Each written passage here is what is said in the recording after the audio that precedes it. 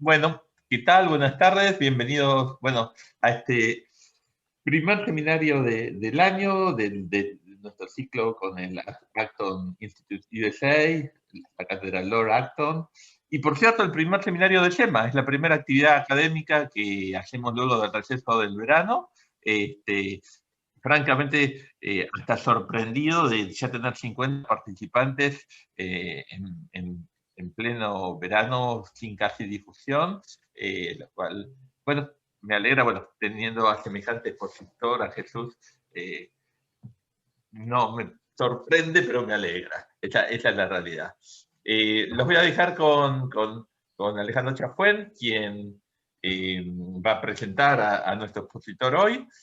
Alex, muchas gracias como siempre, y bueno, es tu casa.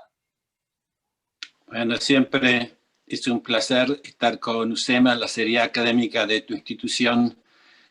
Es realmente un gran imán como socio de Acton para esta actividad Acton en Estados Unidos, y gracias a Acton Argentina por ayudar a promover estos eventos. Y como tú dices, este primer evento tenemos una joya como expositor. Creo que a Jesús... yo empecé a ayudar a planear una reunión de la Sociedad Mont Pelerin, era para el 2016, y el presidente era Alan Meltzer. Alan Meltzer, este gran economista, que iba como sucederlo a Milton Friedman en la Universidad de Chicago, pero decidió irse de Chicago por el tema del crimen. Tuvo una situación muy fea con su familia y se fue, pero terminó siendo el profesor más ilustre de Carnegie Mellon. Y cuando empecé a preguntarle quiénes son las joyas, los nuevos candidatos, gente que podría llegar algún día a ser premio Nobel, me empezó a hablar de Jesús Fernández Villaverde, y ahí empecé a leer su trabajo. Y cuando lo conocí como expositor fue incluso mejor, porque no solo que habló en esa reunión de la Mont Pelerin, habló también en la Sociedad Filadelfia, que tuve la suerte de presidir. Y el año pasado, Edgardo, cuando tú asististe a la Mont Pelerin, él también dio una charla, y ambos son ahora miembros de la Sociedad Mont Pelerin, ¿no? de grandes economistas. Así que Jesús es profesor de economía en la prestigiosa Universidad de Pensilvania, es director de estudios graduados de la universidad, es un gran experto del tema. A mí me preocupa enormemente, algunos se van a sorprender porque piensan que este monstruo regulatorio es solo en Latinoamérica, y Jesús ha estudiado el problema en Estados Unidos y el impacto que tiene en el Estado de Derecho. Algunos lo llaman el Estado administrativo, el Estado regulatorio. Yo lo llamo la tiranía regulatoria, ¿no? Pero en fin, Jesús, muchas gracias por dedicarnos este tiempo. Qué placer empezar con alguien de tu calidad en este evento. Jesús Fernández Villaverde, tú tienes la palabra. Muchísimas gracias por esta amable introducción, y una pena no poder estar en persona en la Argentina. Es una de las cosas que me falta por hacer en la vida, visitar la Argentina, pero bueno, lo mismo en algún momento volvemos a la normalidad. Y lo que me gustaría hacer es compartir unas transparencias que he preparado y que quizás nos ayuden a organizar la discusión. ¿Las ven bien, no? Sin ningún problema. Sí. Vale, bueno, pues quiero hablar primero. Me recomendaba Alex que hablase por unos 30 minutos de introducción sobre Estado de Derecho y regulación, y en particular los impactos que tiene sobre la libertad económica y la coordinación. Todos los semestres de otoño, que es el comienzo del año académico aquí en Pensilvania, yo doy una clase sobre fundamentos de economía. Y el primer día de la clase empiezo con esta foto. Y me parece que si un estudiante se va a casa entendiendo lo que dice esta foto, mi labor pedagógica durante el semestre de alguna manera ya se ha cumplido. Lo que vemos aquí es una foto de satélite, y aquí se ve el panel solar del satélite, de Asia, en concreto de Asia, del este de Asia. Y lo que se ve muy bien aquí es la República de Corea del Sur, y se ve muy bien porque lo que está en negro es el mar y lo que está iluminado es la península propiamente, con la enorme área metropolitana de Seúl y algunas áreas más pequeñas aquí como en Pusan. Si uno va más al norte, lo que ve es China, no tan iluminada como Corea del Sur, pero relativamente bien iluminada. Y si uno no supiese que aquí hay otra nación, otro estado, que es Corea del Norte, podría caer en la tentación de pensar que es parte del mar del Japón. Pero no, ahí tenemos también un país. Se ve un poquito de luz aquí, que es donde vive la élite que controla Corea del Norte del Partido Comunista, pero básicamente lo que se ve es enorme oscuridad. Hace unos 10 años hubo un huracán aquí en Filadelfia y perdí la electricidad, perdí la luz por casi una semana. Y en aquel momento me di cuenta de cómo algo que consideramos tan normal y tan natural como encender el enchufe y tener luz, sin embargo, cambia nuestra vida de manera radical. Era ya principios del otoño, con lo cual a las 6, 7 de la tarde aquí en el hemisferio norte ya se hacía de noche.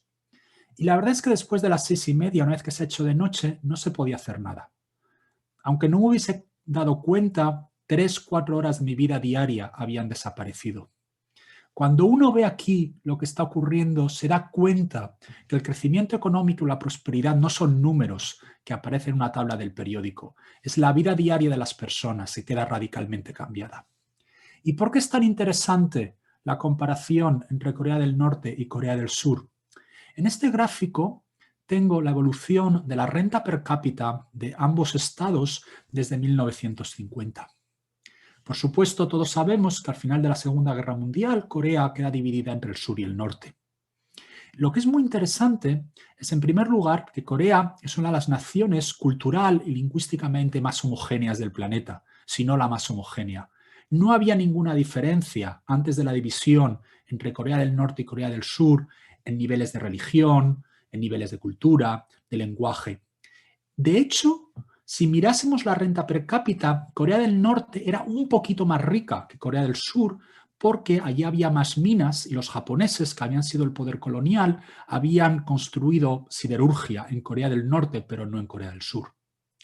Y si vemos qué es lo que ocurre, incluso aquí vemos la caída de los años de la Guerra de Corea, hasta en principios de los años 70, Corea del Norte y Corea del Sur siguen teniendo básicamente el mismo nivel de renta per cápita. De hecho, hay un libro relativamente famoso de historia económica de Corea que se llama La Revolución Económica de Corea, que es sobre el éxito de Corea del Norte. Está escrito en 1967, no el éxito de Corea del Sur. Y lo que vemos aquí a principios de los años 70 es un cambio radical. Mientras que Corea del Sur empieza a crecer de manera acelerada, Corea del Norte se estanca y cuando cae la Unión Soviética y dejan de recibir los subsidios que les daba la Unión Soviética de manera indirecta a través del petróleo a un precio muy barato, la economía de Corea del Sur se hunde. Corea del Sur, para que nos acordemos, en 1977, y aunque no lo quiero reconocer en público, yo ya estaba vivo en 1977, tenía el mismo nivel de renta per cápita que Nicaragua. Hoy, Corea del Sur tiene un nivel de renta per cápita más alto que el Reino Unido. En una generación y media, hemos visto como dos países que partían exactamente de la misma situación inicial han terminado siendo completamente diferentes. Han terminado siendo literalmente oscuridad frente a la luz. ¿Por qué es Corea del Sur mucho más rica que Corea del Norte por varios órdenes de magnitud? Bueno, uno puede pensar acerca de los mecanismos básicos que hacen a las naciones más ricas. Una posibilidad es porque trabajen más, pero la verdad es que esto no es así, porque aunque no tenemos buenos datos de Corea del Norte, probablemente las horas trabajadas per cápita son más altas que en Corea del Sur. Si han seguido las noticias, sabrán que recientemente Corea del Norte pasó la campaña de trabajo ininterrumpido por 80 días, durante los cuales los pobres coreanos del norte no se pudieron tomar ni un solo día de descanso. ¿Tiene Corea del Sur más capital humano? Hombre, pues sí, y esto algo explica. Pero la experiencia de la Unión Soviética y de la Europa del Este, que fueron países que educaron a su población de una manera muy acelerada, la Unión Soviética era famosa por tener unos magníficos ingenieros y por tener magníficos físicos y matemáticos, demuestra que tener una población muy educada no es suficiente para generar un crecimiento económico sostenido. ¿Tiene Corea del Sur más capital físico? Sí, y algo explica. Pero de nuevo, la experiencia de la Unión Soviética y de la Europa del Este me hace ser muy escéptico de que tener más capital físico ayude mucho. Y la razón es que los retornos marginales decrecientes del capital son un duro señor. ¿A qué me refiero con esto? Cuando uno empieza a crecer y no tiene ninguna siderurgia, montar el primer alto horno le permite crecer, hacer la primera autopista, la primera línea de tren. Pero una vez que uno ya tiene 2, 3, 4 líneas de tren, hacer la línea de tren número 5 no sirve para nada. Y eso es lo que ocurrió con la Unión Soviética y con la Europa del Este.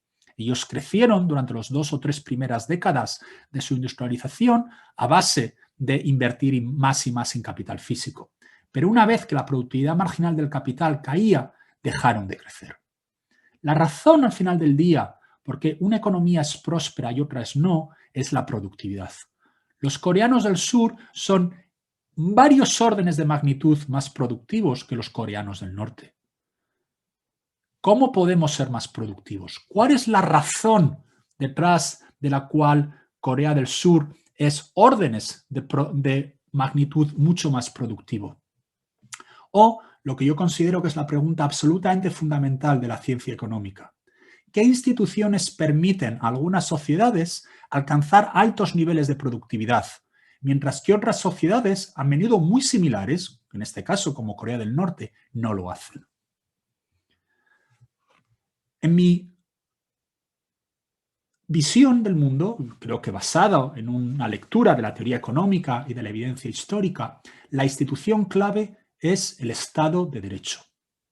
El Estado de Derecho, al crear una regulación adecuada, permite la libertad económica de los agentes y que estos coordinen sus planes individuales de la mejor manera posible para sus propios intereses, y esto es lo que genera una alta productividad. Si tuviese más tiempo, si tuviese un semestre entero, podría dedicar horas y horas a desgranar la evidencia histórica. Como no tengo este tiempo, lo que voy a hacer es simplemente una pequeña pincelada. Hay un índice de calidad de Estado del Derecho en el mundo, organizado por un grupo de juristas a nivel mundial. Si nos vamos a ese índice, la nación número 1 del mundo es Dinamarca. ¿Y qué nos encontramos? Que Dinamarca tiene uno de los niveles de renta per cápita más altos del mundo, tiene más libertad económica, y eso es algo que la gente muchas veces se olvida. Se piensan que los países escandinavos, porque tienen un nivel de redistribución relativamente alto, no son países libres desde el punto de vista económico, todo lo contrario. Según, por ejemplo, de Heritage aquí en Estados Unidos, Dinamarca es un país más libre, es decir, tiene mayor capacidad de apertura a las empresas y a los negocios que Estados Unidos. Tiene la mejor democracia del mundo y tiene también uno de los niveles de igualdad más altos del mundo. La última nación en el ranking de Estado de Derecho es Venezuela, que no solo es pobre, unos $7.000 de renta per cápita, aunque estos días, dado el desastre que es Venezuela, en realidad no lo sabemos con seguridad, y que además carecen de libertad, de democracia o de igualdad. Esta enorme diferencia entre Dinamarca, país número 1 del mundo en Estado de Derecho, y Venezuela, el 128, hay países como Corea del Norte que ni entran siquiera en esta clasificación, es todavía más sorprendente si nos acordamos de una cosa absolutamente fundamental. Venezuela es quizás el país del planeta con mayores recursos naturales per cápita. Venezuela tiene más reservas de petróleo que Arabia Saudí. En realidad, lo único que tendrían que hacer en Venezuela es dejar que alguien, pongamos alguna compañía petrolera internacional, administrase sus reservas de petróleo, recibir un cheque todos los meses y dedicarse a vivir y disfrutar de la vida. Y aún así son incapaces de generar ningún tipo de riqueza. Dinamarca, en el otro lado, es uno de los países con menos recursos naturales del mundo. No sé cuántos de ustedes han estado en Dinamarca, pero Dinamarca la verdad es que no tiene nada. Ni hay minerales, ni hay petróleo, ni hay gas. Y desde el punto de vista agrícola es un terreno bastante mediocre. Y esto es la pregunta fundamental a la cual toda sociedad se enfrenta. ¿Queremos que nuestra sociedad sea Dinamarca o queremos que nuestra sociedad sea Venezuela? ¿Queremos ser una sociedad que funciona bien, que genera libertad, que genera democracia, que genera igualdad? ¿O queremos una sociedad que no funcione? Y lo que claramente pone a Dinamarca y a Venezuela en puntos distintos de esta clasificación de éxito como sociedad es el respeto al Estado de Derecho. Antes de empezar a hablar sobre esta idea en más detalle, una foto. Aquí tenemos a Hayek y aquí tenemos a Bruno Leoni. Tanto Hayek como Leoni resaltaron y nos hicieron recordar que el derecho no es la legislación. Y esto es muy importante. El derecho es el conjunto de reglas de conducta de general aplicabilidad y no la legislación organizativa del Estado. El derecho es como Alejandro y yo podemos entrar en un contrato para que yo, como mi empresa, le suministre algún tipo de material que él necesita para producir el bien que va a vender en la tienda. La legislación es cómo vamos a organizar el Ministerio de Hacienda. El Ministerio de Hacienda va a tener una oficina en la ciudad A o va a tener 2 oficinas. ¿Por qué esto es tan importante? Porque mientras que la legislación es una labor propia de los estados, el derecho no tiene por qué venir de los estados. Y es más, históricamente ha sido normalmente la consecuencia de órdenes espontáneos.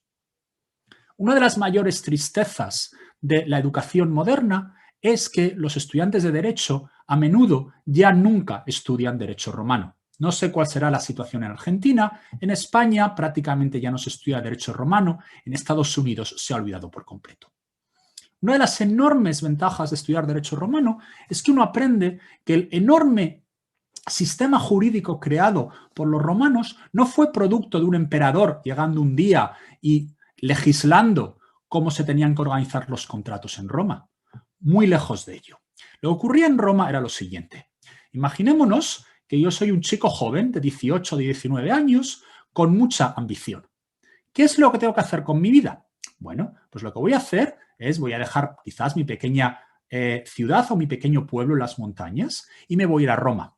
Y voy a ser aprendiz de un gran abogado, de un gran jurista por 3 o 4 años. Y una vez que he terminado de ser su aprendiz, voy a irme al foro, que era el sitio donde se solucionaban todos los problemas jurídicos, por eso seguimos diciendo cosas como forénsico o forense, y lo que voy a hacer es ponerme a disposición de quien quiera venir a resolver sus problemas legales. Y lo que va a ocurrir es que quizás mañana por la mañana Gaius va a venir y me va a decir, tengo un problema con Pluvius, porque le he vendido una vaca y la vaca se ha muerto después de que Pluvius me diese el dinero, el pago de la vaca, pero yo todavía no se había entregado. ¿Debo de devolver el dinero a Pluvius, sí o no? Y lo que yo voy a hacer es voy a ofrecer una solución en derecho. Y esa solución en derecho no se va a imponer porque esté detrás de mí el pretor de la ciudad obligando a Gaius y Pluvius a que acepten la misma, sino por la decisión espontánea de los agentes que entienden que si no aceptan mi decisión y yo tengo prestigio como jurista, nadie más va a querer hacer negocios conmigo en el futuro. Y de esta manera, a lo largo de siglos, se fue desarrollando un sistema jurídico en el que se daban soluciones a los problemas del día a día de la gente y en los que los grandes juristas romanos fueron capaces de extraer la esencia de lo que necesitábamos desde el punto de vista regulatorio para alcanzar unas instituciones sociales que pudiesen justificar y que pudiesen sostener el crecimiento máximo de la productividad.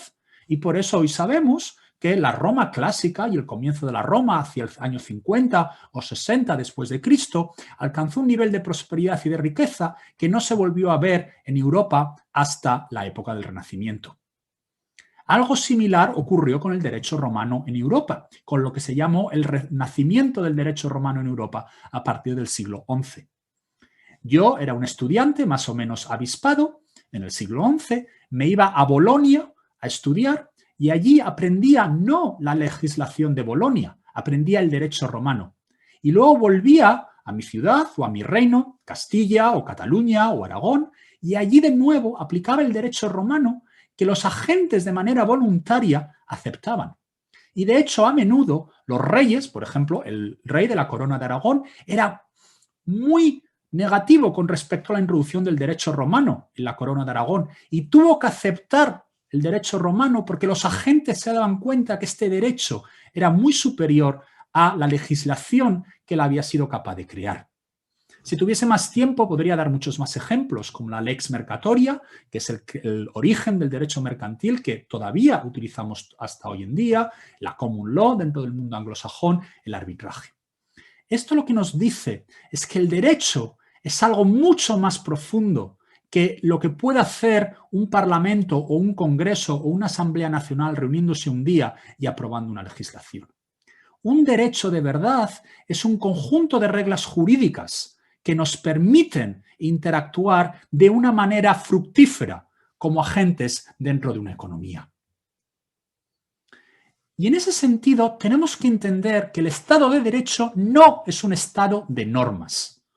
¿A qué me refiero con esto? Un Estado de normas es un Estado que sigue una serie de reglas. Y el motivo por el que todos los Estados modernos necesitan para funcionar adecuadamente seguir normas es porque de otra manera los estados son tan complejos que no podrían funcionar. Pero uno puede tener un estado autoritario, que es un estado de normas, pero no es un estado de derecho. ¿Qué ejemplos tengo en la cabeza? Piensen, por ejemplo, en Alemania del Este durante la época comunista. Había normas y se cumplían las normas, pero no era un estado de derecho. Alemania del Este era un estado de normas. A la vez, cuando un estado ni siquiera puede seguir normas, llega al caos total. Y esto es algo que está bien, de nuevo, si tuviese más tiempo, me encantaría explicarlo con más detalle, en la situación del Estado Nacional Socialista Alemán durante los años 30 y 40, que como no se seguían normas explícitas, llegó a un nivel de caos administrativo total y absoluto.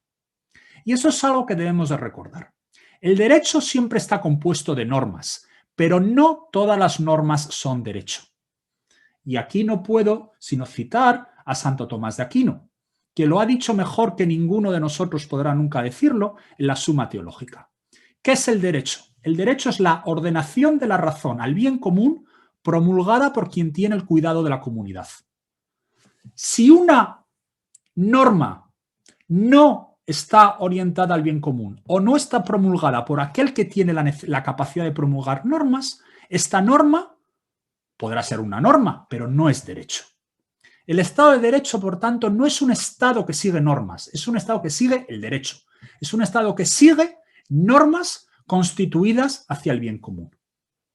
De hecho, iría mucho más lejos. Creo que uno de los mayores errores intelectuales del siglo XX ha sido dejar de entender el Estado de Derecho de una manera sustantiva para pasar a entenderlo de una manera formal. Y esto básicamente es las consecuencias del positivismo de Hans Kelsen. ¿Qué es un Estado de Derecho como concepto sustantivo? Bueno, los elementos que tenemos en un Estado de Derecho son lo que se ha podido aprender acerca de la estructura del derecho en estos 20 siglos o 22 siglos de tradición jurídica occidental. En primer lugar, lo que tenemos es la separación de poderes, tanto horizontal como vertical. ¿Qué me refiero con la separación de poderes horizontal? Bueno, pues por ejemplo tener un legislativo, un ejecutivo y un judicial, cada uno de ellos con su propio campo de actuación.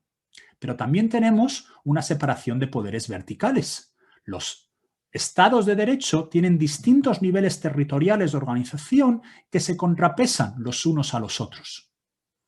Un estado de derecho es un estado que tiene límites al poder. Simplemente porque uno sea un estado, no tiene la capacidad de poder imponer todo lo que uno quiera. Es un Estado que respeta los derechos fundamentales. Y uno de los derechos fundamentales es el derecho a la propiedad y a la libertad de contratos. Eso no quiere decir ni que el derecho a la libertad de contratos ni el derecho a la propiedad sean absolutos. Por ejemplo, un contrato que me permite, si estuviésemos en la mafia, un contrato por el que contrato a alguien para que mate a una tercera persona, obviamente no entra dentro de la libertad de contratos. Pero sí que un Estado de Derecho tiene que ser un Estado que asume desde el principio que por defecto el derecho a la propiedad y la libertad de contratos tiene que protegerse. Es un Estado de Derecho tiene que tener un sistema judicial que es independiente del poder político, que es objetivo y aplica este derecho y que es eficiente. La lenta justicia no es justicia. Si uno solo obtiene justicia después de 20 años, tal no es realmente una justicia. Es un Estado transparente, es un Estado donde las normas se cumplen, es un Estado donde hay seguridad jurídica, donde las cosas no se cambian de la noche al día y donde hay orden y ausencia de criminalidad generalizada. No tiene ningún sentido defender que exista libertad de contratos o derecho a la propiedad privada si un criminal puede en cualquier momento traspasar los límites de las mismas y violar mis derechos fundamentales.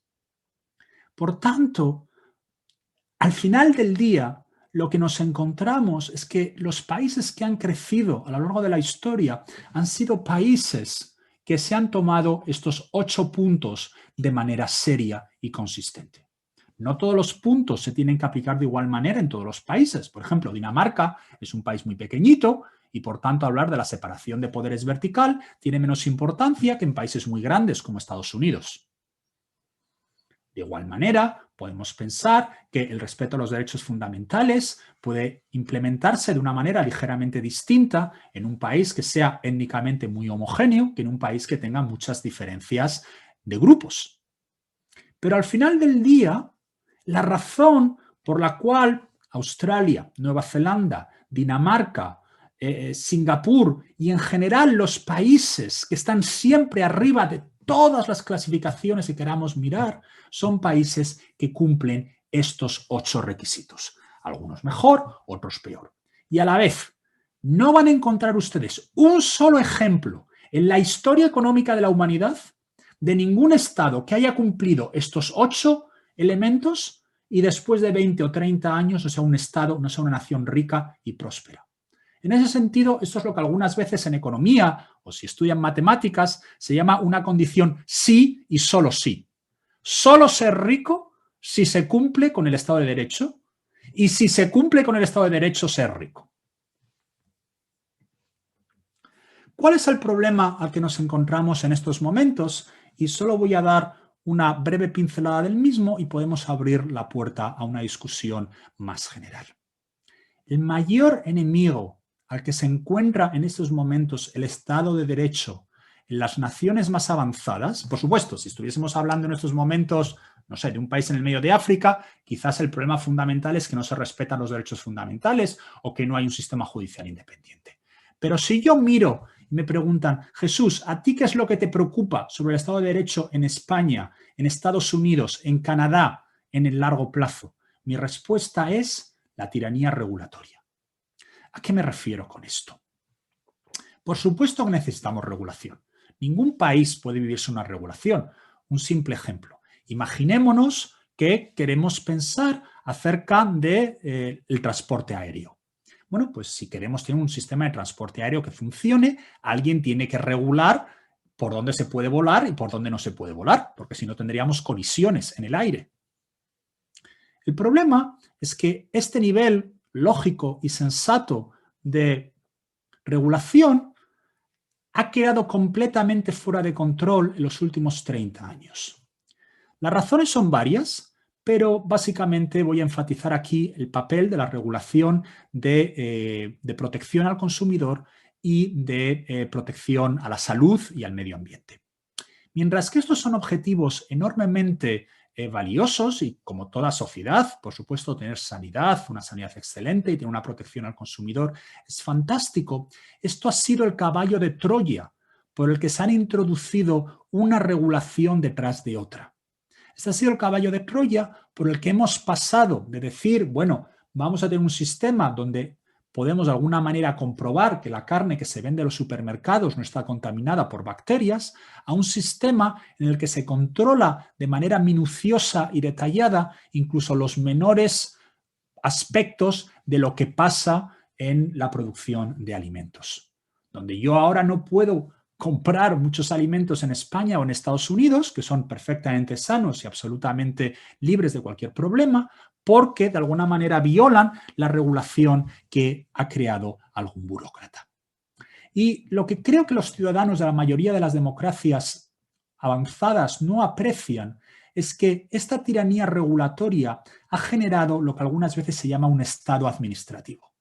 Y este estado administrativo tiene su propia lógica de comportamiento. Y su propia lógica de comportamiento está basada en que creamos estructuras burocráticas cuyo objetivo es únicamente su propia supervivencia. Imaginémonos que nosotros pensamos que tenemos un problema X y creamos una oficina para solucionar este problema. ¿Creen ustedes que una vez que este problema se ha solucionado o que el 95% del problema se ha solucionado, esta oficina se va a reunir un día, todos los miembros de la oficina van a decir, bueno, hasta aquí hemos llegado, hemos solucionado el problema, ahora vamos a dedicarnos a otra cosa? La respuesta, por supuesto, es no. Nos vamos a encontrar con que estas oficinas van a poner su propia agenda y van continuamente a tener nuevos objetivos. Lo que anteriormente era alcanzar solo 1, ahora va a ser alcanzar 2. Y cuando lleguemos a 2 va a ser alcanzar 4. Y cuando lleguemos a 4 va a ser alcanzar 6. Hay muchísimos ejemplos que todos podemos pensar sobre la lógica de estas oficinas. Y además el problema de estas oficinas es que van a crear una serie de reglas que, lejos de conseguir el incremento de la productividad, van a ir cada vez imponiendo unos niveles mayores y mayores de complejidad que van a impedir el crecimiento de la productividad.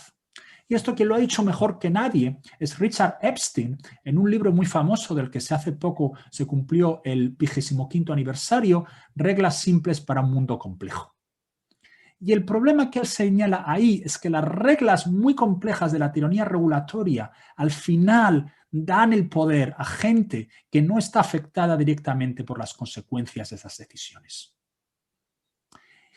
Y para mí esto es muy importante porque esta tiranía regulatoria es mucho más seria y, en mi opinión, mucho más perniciosa en el largo plazo para el Estado de Derecho, pues consigue socavar por completo estos 8 elementos sustantivos del Estado de Derecho que no si los programas de transferencias sociales son más pequeños o más grandes. Mucha gente que cree que la economía de mercado es una buena manera de organizar la sociedad, algunas veces comparan a las naciones diciendo, mira, es que en la nación 1 las transferencias sociales son el 12% y en la nación B son el 14%. Luego la nación B lo hace peor. Y mi respuesta a menudo es no.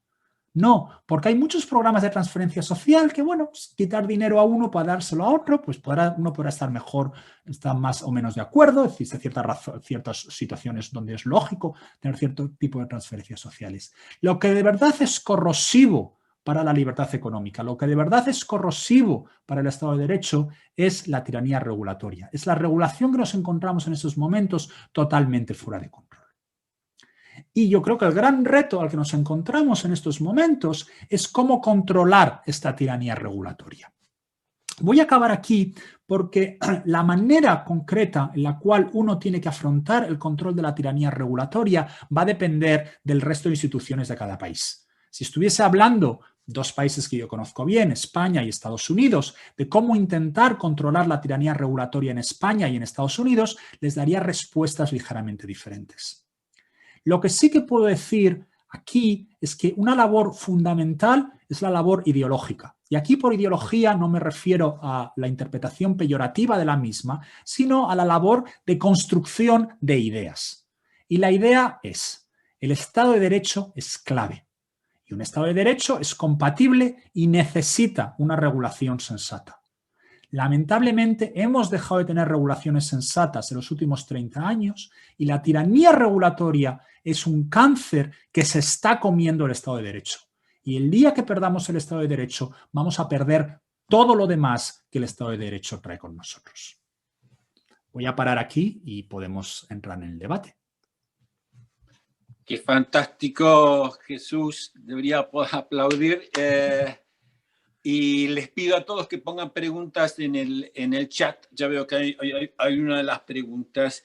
Yo me voy a tomar la prerrogativa del moderador y a empezar con un par de preguntas y medio reflexión. Y empezando por la foto que tú mostraste del satélite. Me acuerdo, era más o menos, calculo que hace, qué sé yo, 7, 8 años, los países del BRIC, se hablaba como un bloque, ¿no? Brasil, Rusia, India, China, algunos ponían Sudáfrica.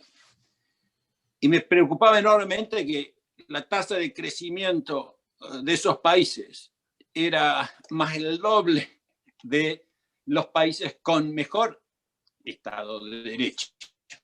Y la forma en que yo lo ponía, que esta tiranía regulatoria, estos costos regulatorios, pueden ser tan altos que parecen más baratos que el costo de la corrupción y la incertidumbre jurídica en algunos de estos países que hemos mencionado.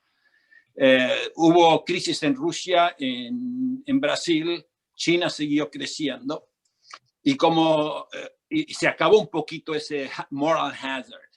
Y hubo ciertos países, Estados Unidos, los últimos 4 años, que se trató de desregular muchísimo. Pero ¿cómo ves tú, cómo ves esta confrontación entre estos dos modelos? El modelo basado en el Estado de Derecho y este modelo que es donde son las empresas que capturan el aparato regulatorio o el Estado chino que controla a los miles de empresas, ¿no? Entonces, esto me parece que es una puja esencial para ver quién termina ganando en esta puja, ¿no? Así que, ¿cómo ves tú este tema regulatorio en estos dos grandes países o bloques y en estos últimos años? Bueno, pues mi respuesta tiene 2 partes. La primera, con respecto al tema de China, tenemos que siempre recordar que ellos vienen de atrás y que y que crecer cuando uno es más pobre es mucho más fácil. ¿A qué me refiero con esto? Como decía anteriormente, si uno empieza desde un sistema de ausencia total y absoluta de Estado de Derecho, como podía ser China en 1979, y de repente introduce elementos básicos, a partir del 79 empiezan las reformas, se empieza a permitir cierto nivel de derechos de la propiedad, aunque sean muy limitados, se permite cierta libertad contractual, empieza a haber un poquito mejor sistema judicial.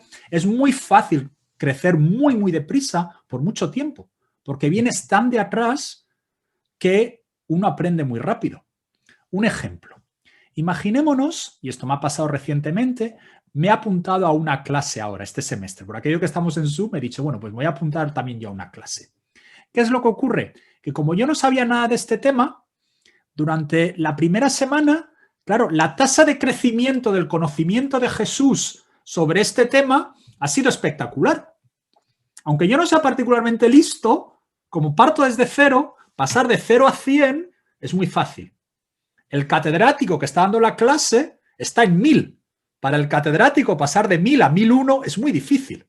Entonces, cuando uno está en la frontera, es mucho más difícil crecer que cuando uno está atrás.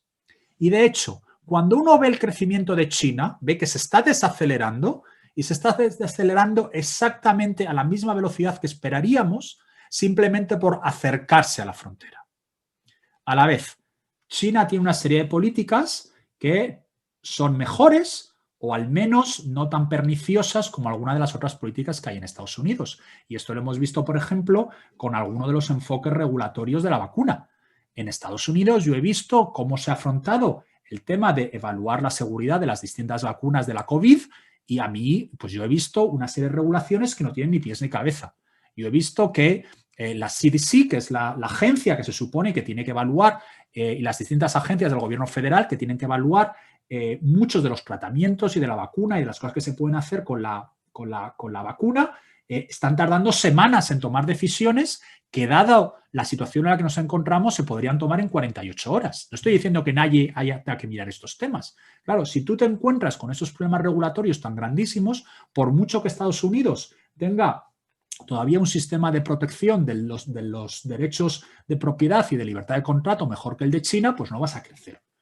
Y yo creo que ahí en ese sentido es a lo que me refiero. Se está convirtiendo tan difícil. Yo mismo lo veo en la universidad. Ahora me paso una cantidad enorme de tiempo simplemente rellenando papeles regulatorios que hace 10 años no hacía.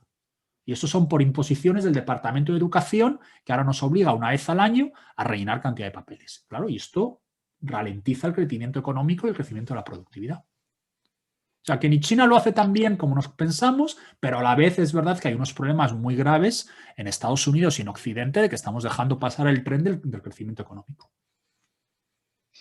Fantástico. Tengo una lista larga de preguntas. Voy a tratar más o menos de seguir el orden, salvo que vea que conviene cambiar un poco el orden.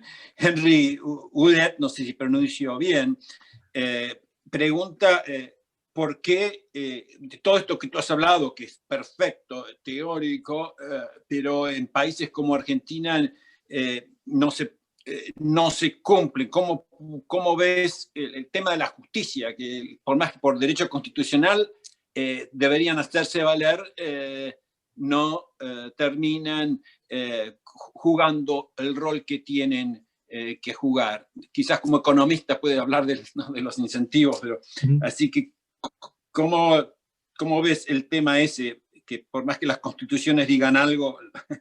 Sí, vamos a ver, efectivamente, hay reglas y hay normas que son meramente formales, que es lo que está en el código o en la Constitución, y hay unas reglas de conducta, que hay cosas que se aceptan y no se aceptan en la práctica. A mí me hacen mucho esta pregunta, yo hablo mucho sobre esos temas en España y siempre me hacen la misma pregunta. Y yo siempre les respondo, mira, al final del día hay dos cosas que son absolutamente fundamentales. Y es algo que yo he aprendido de los americanos y del mundo de habla inglesa más en general, que en el mundo de habla hispana no apreciamos lo suficiente. Uno, que es la mera batalla de las ideas. El decir las cosas una y otra vez. Y el decir, mira, esto no es aceptable. Cuando uno viola una regla, no es aceptable. Y además, una cosa, yo no sé cómo ocurría en Argentina, pero una cosa que a mí me entristece mucho en España es que incluso gente que piensa de una manera similar como la mía, cuando el que viola la regla es de los míos, no se lo echan en cara, no se lo enfadan. Y esto es algo que es muy importante. Las reglas están para todos, para los míos y para los otros. ¿Vale? Y esto lo veo porque mis hermanos, como buenos españoles, les encanta el fútbol. Y cuando hay un peralte obvio, son del Real Madrid, pero cuando hay un peralte obvio contra el Real Madrid, dicen, pero si no ha pasado nada. No, mira, si ha habido una patada, ha habido una patada. Y eso se lo han dado a todos. Y el segundo papel absolutamente fundamental es el de la sociedad civil. Y uno de los motivos por el que los países de habla inglesa históricamente han podido defender el Estado de Derecho mejor es porque la sociedad civil está muy bien organizada para defender el Estado de Derecho. Está muy bien organizada para tener medios de comunicación independientes, para tener organizaciones, para tener universidades, centros de pensamiento. Y es muy difícil en los países de habla hispana encontrar los medios y las ganas de la gente para poder involucrarse en esta defensa constante del Estado de Derecho. Me llama mucho la atención algunas veces, y de nuevo siento utilizar ejemplos de España, pero yo soy parte de una fundación en España que defiende el Estado de Derecho. Nos cuesta muchísimo esfuerzo recaudar fondos. Es muy difícil que la gente nos firme cheques. Mientras que en Estados Unidos es muy fácil encontrar gente que te va a escribir cheques. Y esto es una labor de concienciación de la sociedad civil que tenemos que hacer todos el día a día. Fantástico. Voy a combinar un par de preguntas. Graciela Cerejo habla algo que yo sé, que hay una especie de caos regulatorio en Argentina, por ejemplo. Nadie sabe lo que es la ley, o la ley. No quiero llamar ley lo que son estas regulaciones de la tiranía administrativa. Y entonces habría que empezar de cero. ¿Cómo lo ves? Y la otra pregunta que hizo otra de las personas es si conoces algún caso en la historia de la economía donde de un estado de caos regulatorio o de tiranía regulatoria se pasó a una situación de donde las reglas de la economía son, como siguen los principios que tú has explicado. Hay varios, bueno, la pregunta tiene dos partes, empiezo con la segunda. Yo creo que existen ejemplos de cambios regulatorios muy profundos.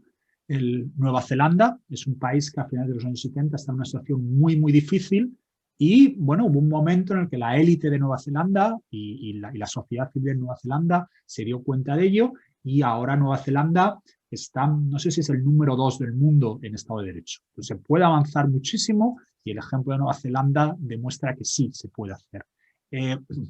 A un nivel quizás un poco menos importante, el Reino Unido durante la época de Margaret Thatcher. Y también el Reino Unido realmente, ahora es muy fácil olvidarse de ello, pero en el 79 había mucha gente del Reino Unido que pensaba que el Reino Unido había ya doblado la esquina de no retorno y sin embargo el Reino Unido ha vuelto.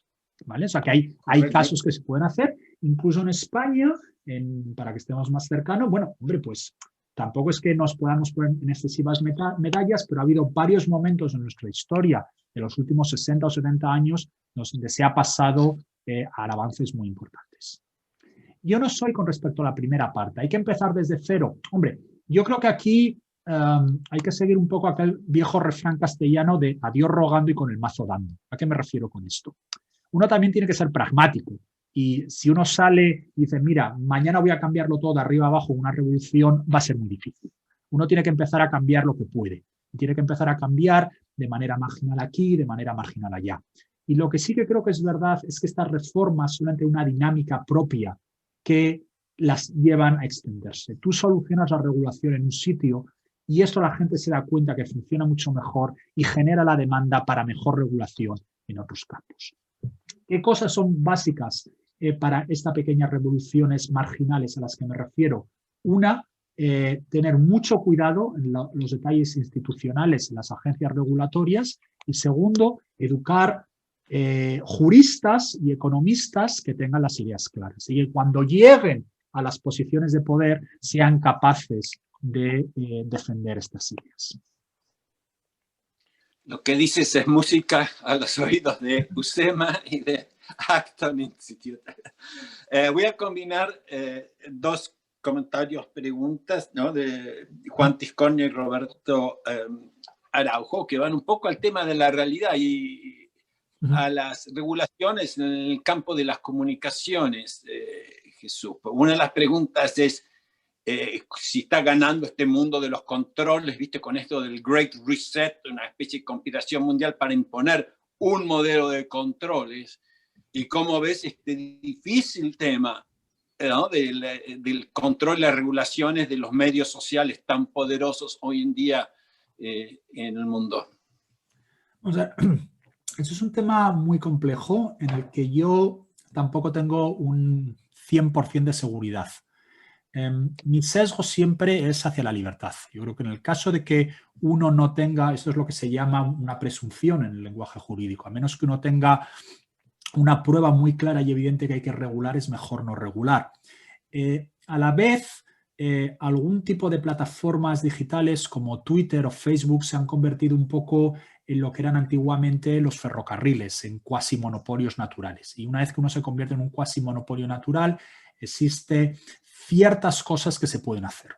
¿Qué cosas se pueden hacer? Bueno, pues si nos encontramos con que Twitter se ha convertido en este cuasi monopolio natural, bueno, pues una cosa que Twitter no va a poder hacer es de manera unilateral decidir a quién le quito y a quién no le quito una cuenta.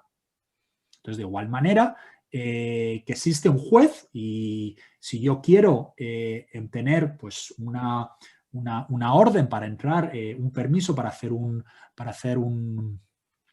cualquier tipo de investigación o para entrar en una casa o para cualquier tipo de otra medida cautelar, pues podría haber perfectamente una agencia regulatoria que se encarga de decidir si lo que ha dicho una persona en Twitter es adecuado o no a la libertad y si ha cruzado alguna línea roja.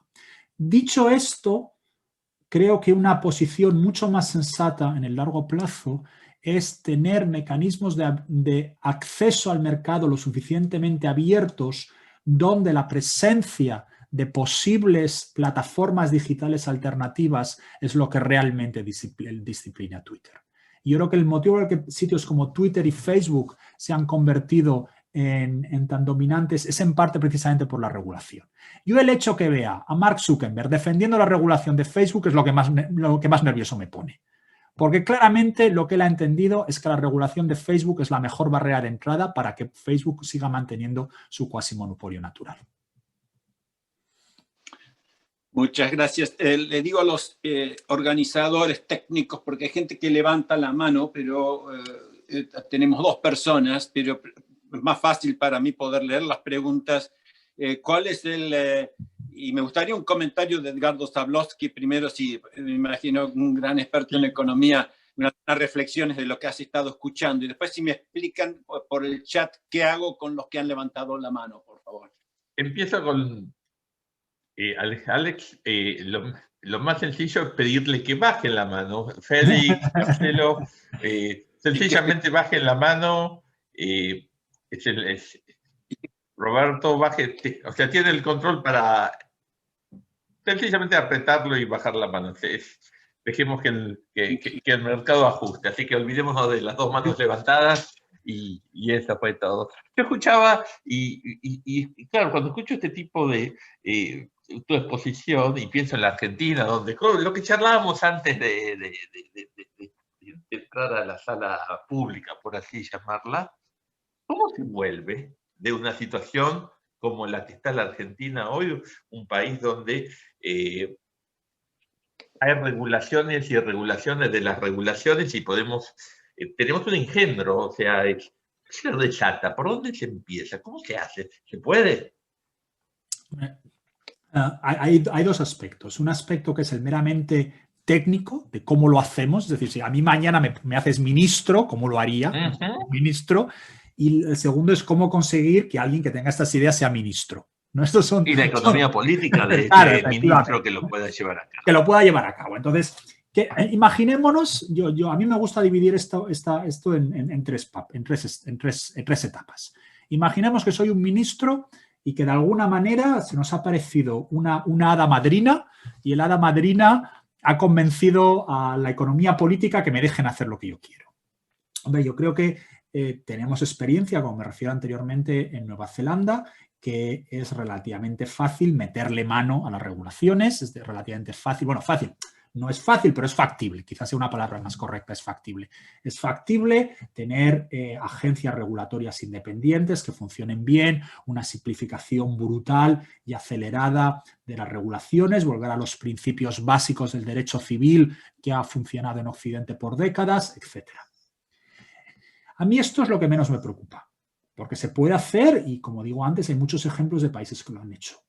El problema es cómo se rompe esa economía política. Y aquí es ya lo que uno tiene que entrar dentro de su capacidad de jugar como político. Y es algo en lo que yo, como economista, no tengo una ventaja comparativa. Yo no me dedico a la política. Varios de mis amigos, uno de mis mejores amigos, ha metido a esto de política y está en el Parlamento Europeo intentando solucionar lo mejor que puede. Es algo sobre lo que yo no me considero que tenga nada particularmente profundo que decir. Lo que sí que sé, y antes de empezar citaba a Hegel, Hegel en una carta en 1804 decía: una vez que el mundo de las ideas se ha revolucionado, la realidad sigue, o la realidad no se puede aguantar.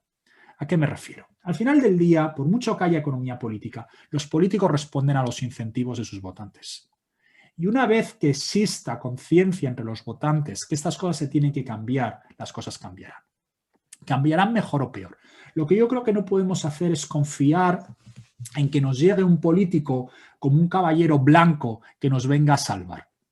Incluso Margaret Thatcher, a la que mencionaba anteriormente, vino porque llegó un momento en el Reino Unido en el que había un amplio sector de la sociedad que estaba convencido que esto no podía seguir así. Y eso es en lo que yo creo que sí que como economista o como intelectual, si me puedo autodenominar como tal, sí que tengo una ventaja comparativa. Y es no desesperarnos y seguir insistiendo en esto. Y al final del día yo creo que si uno insiste y uno repite y uno dice las cosas claras, dice las maneras claras, tarde o temprano las cosas terminan cambiando. Y en ese sentido soy relativamente optimista. Milton Friedman siempre fue muy optimista. Él siempre dijo, mira, si uno mantiene sus ideas claras y las mantiene y las repite e insiste las mismas, al final las cosas cambian. Y lo que yo también he aprendido en Estados Unidos es que uno de los problemas que sufrimos mucho, de nuevo, como decía antes, en los países de habla hispana, es el cortoplacismo. ¿A qué me refiero? Las cosas no se cambian en 5 o 10 años, las cosas se cambian en 20 o 30. Y si uno va a estar desde la sociedad civil, desde crear su propia universidad, etcétera, uno lo que tiene que tener claro es que yo lo que estoy esperando es que las cosas cambien en 20 o 30 años. Yo voy a educar ahora a una persona de 20 años y lo mismo esta persona no va a llegar a ser ministro o alguien que importa hasta que tenga 55. Tenemos que pensar en 35 o 40 años. Y a mí eso es lo que de verdad creo que es el mensaje principal. Explicarle a la gente joven desde que son pequeños que hay otra manera de organizar una sociedad, que no nos estamos inventando nada, que estamos construyendo una tradición jurídica de 20 siglos y que la evidencia histórica está ahí. Y es esa labor continua de educación y de lucha en la batalla de las ideas que tarde o temprano terminará triunfando. Y eso es lo que yo puedo aportar como economista. Ahora bien, ¿cómo presentarse a las elecciones y cómo conseguir tener 175 votos en la Asamblea Nacional. Eso, pues yo la verdad es que no puedo decir nada. Hay gente que sabe mucho más que yo de cómo organizar eso.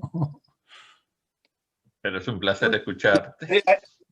Hay varias preguntas sobre el peligro cuando todas estas regulaciones vienen acompañadas de una narrativa de bienestar social, de justicia social, y que las hace más difícil todavía cambiar. Yo te lo voy a añadir una pregunta que quizás tú sabes, que acá la administración Biden, por más que desde la administración Clinton uno está obligado en las regulaciones a hacer un análisis costo-beneficio, sí. Ahora la administración Biden ha dejado que eso no corre, que uno puede tener elementos de justicia social que de preempt, no sé cómo se dice en español, que van más allá de lo que digan los números. Sí. Entonces, esa es una parte, pero la otra, a la anterior, es cómo reaccionan. Tú estás en dos de las universidades más importantes del mundo en investigación, Stanford y en la Universidad de Pensilvania. ¿Cómo reaccionan tus alumnos y tus colegas cuando tú presentas este marco donde se desenvuelve una economía? Así que son dos partes. Vale, bueno, pues te respondo la primera. Yo creo que algo que nos hemos dejado conquistar es la superioridad moral. ¿A qué me refiero con esto? Yo no defiendo la economía de mercado a pesar de que la economía de mercado genere desigualdad racial. Yo defiendo la economía de mercado precisamente porque la economía de mercado es la mejor solución a las desigualdades raciales. Un ejemplo que conoce muy poca gente. Después de la Guerra Civil Americana, en muchos estados del sur se introdujo el sistema de discriminación racial, donde, por ejemplo, en los trenes había un vagón para, voy a decir negro, los African Americans, y un vagón para los blancos. ¿Quién estuvo más en contra de esta regulación? Los propietarios del ferrocarril. Porque si tú eres un propietario del ferrocarril, tienes que tener 2 vagones, cuando antes tenías 1. ¿Y qué ocurre si ahora me aparecen 10 de un grupo y 5 del otro? ¿Qué pasa? ¿No puedo mover 3 de uno al otro? Las empresas lo último que quieren es discriminar. Si yo lo que quiero es vender, ¿no? Tú imagínate que yo mañana tengo un supermercado. Yo no quiero discriminar contra nadie, que venga todo el mundo que quiera. Si lo que quiero es ganar dinero. Históricamente, las discriminaciones raciales se han introducido siempre a través del poder político, no como consecuencia del mercado. Y eso es algo que tenemos que constantemente decir. Mira, ¿cuál decía... Juan Pablo II siempre hablaba de las estructuras de pecado para referirse a las estructuras de la sociedad que creaban en sí mismas injusticias. ¿Cuál es la mayor estructura de pecado que existe en la sociedad americana en estos momentos? La educación pública. Porque la educación pública lo que supone es que si yo soy un niño que vive en uno de los guetos de las grandes ciudades, no me van a educar. Voy a acabar 12 años de instituto sabiendo nada. Yo no estoy a favor de introducir la libertad escolar porque no me gusten las minorías. Yo estoy a favor de la libertad escolar porque sé que es lo que más va a ayudar a las minorías. Y eso es lo que tenemos que defender desde el principio, ¿vale? Y no podemos decir, no, y yo esto lo veo muchas veces en la gente que defiende la libertad. Dice, no, es que en realidad no hay problema, no hay discriminación. Claro que hay discriminación, pero la discriminación no la causa Amazon. Amazon le quiere vender el libro a quien quiera. Amazon lo que quiere es ganar dinero. La discriminación la generan los sindicatos de profesores que no dejan que los institutos se reformen. La discriminación la generan las reglas urbanísticas que hacen que no se puedan construir edificios de alta densidad en las zonas donde hay buenos trabajos, con lo cual los precios de las casas de los blanquitos suben y las pobres minorías no tienen acceso a la vivienda. Por eso estoy a favor de la desregulación. No estoy a favor de la desregulación porque pienso que esto va a permitir mantener la discriminación. Estoy a favor de la desregulación porque sé que esto es lo que más va a ayudar a las minorías. Y cuando la gente me oye esto, dice, hombre, pues sí. Y podré estar equivocado. Hombre, yo no tengo la ciencia infusa. Yo no soy el Espíritu Santo y lo mismo me equivoco. No tengo la certeza metafísica. Pero yo creo, en una vieja expresión española, a mi leal saber y entender que esto es lo que más va a ayudar a las minorías.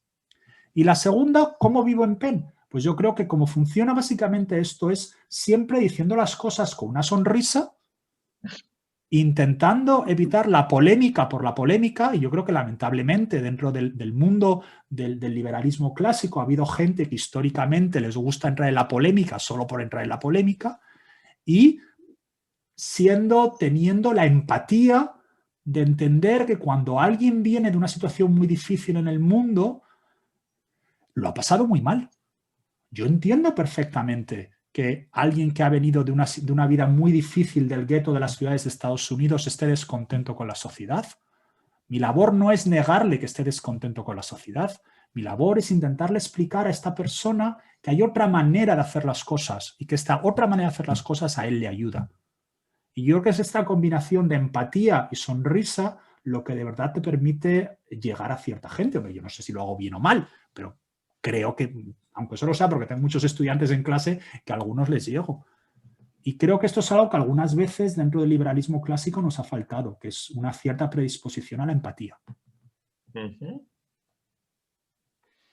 Qué fantástico, Jesús, qué regalo nos has hecho. Creo que tú conoces bien España, yo conozco quizás un poco más Argentina, que hay muchos casos parecidos que dificultan a veces la comunicación del liberal tan convencido de sus ideas que ni siquiera sabe lo que significa la palabra empatía.